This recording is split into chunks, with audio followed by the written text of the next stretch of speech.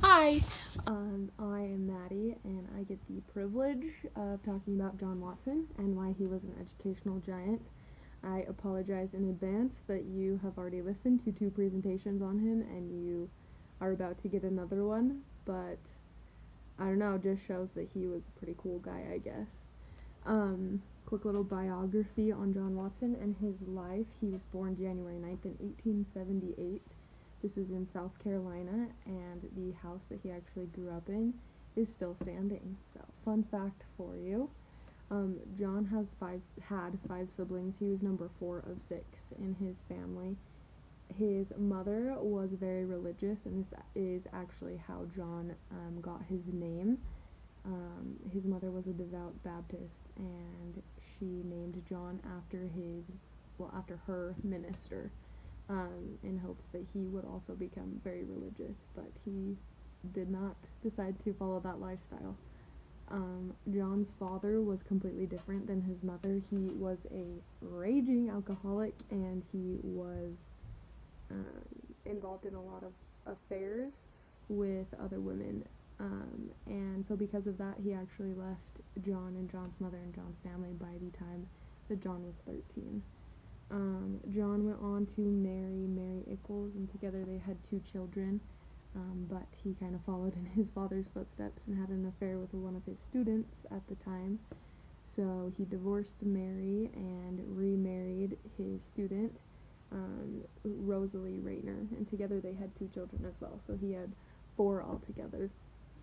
Um, when Rosalie was 35, she actually died unexpectedly, and later after that, one of John Watson's sons committed suicide as well. So John did not have the easiest life, to say in the least. John actually hated school growing up.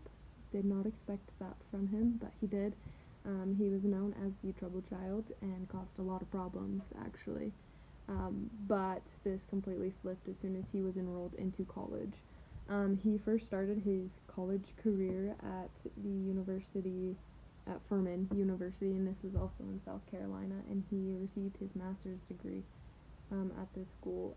He became very interested in behaviorism, not in behaviorism, but in behavior and why people do the things that they do, and the reasoning behind them. So he graduated there with a master's degree, and then he enrolled in graduate school at the University of Chicago, and he studied psychology at this university, and this is where he came up with a lot of his theories and his opinions on behavior and why we do the things the way we do, and how we are influenced through the factors that we're influenced on. And this is why he is deemed an educational giant, because he came up with these theories and these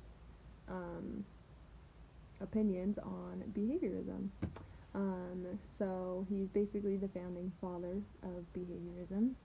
A brief explanation of behaviorism, just so we're on the same page, is the theory that human and animal behavior can be explained in terms of conditioning without appeal to thoughts or feelings, and that psychological disorders are best treated by altering behavioral patterns. So basically, John focused on external factors that influence our behaviorism, whereas psychologists previous to him focused largely on internal factors.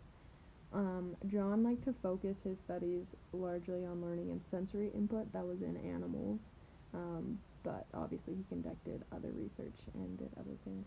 One of John Watson's most famous experiments that is very well known is the Little Albert experiment. In this experiment, he wanted to see if he would be able to condition a previously unafraid baby to become afraid of. In this instance, it was a rat, but he just wanted to see if he could condition a child to be afraid of something that they previously weren't. A quick little explanation of this experiment. He confronted an infant with many new objects and animals, and at no time showed any fear. But then Watson exposed Albert, the baby, to a loud sound right behind his ear while also presenting him with a white rat. Albert was then only exposed to the rat again, but because of the traumatic experience Albert previously had had with the white rat, it still produced fear in the child. And so thus it proved that humans are affected by external factors being played into our lives. Um, and because of that, it had an effect on them from there on out, and it still does today. I personally think one of its main effects is that people nowadays know in educational settings that we are given consequences for our actions. And so a lot of times if we do something good, we receive a reward, and if we do something negative, we receive a punishment or a disciplinary action. And a lot of teachers and parents and educators use this today. Without John and without his research and his experiments that he conducted, we possibly wouldn't know these things, and so we wouldn't be as advanced in psychology and in behavioral understanding that we are today. So basically, John Watson is pretty cool, and it's a good thing that we had him to look at and learn from his discoveries. So that is John Watson for you. And thank you for watching. Hope you have a good day.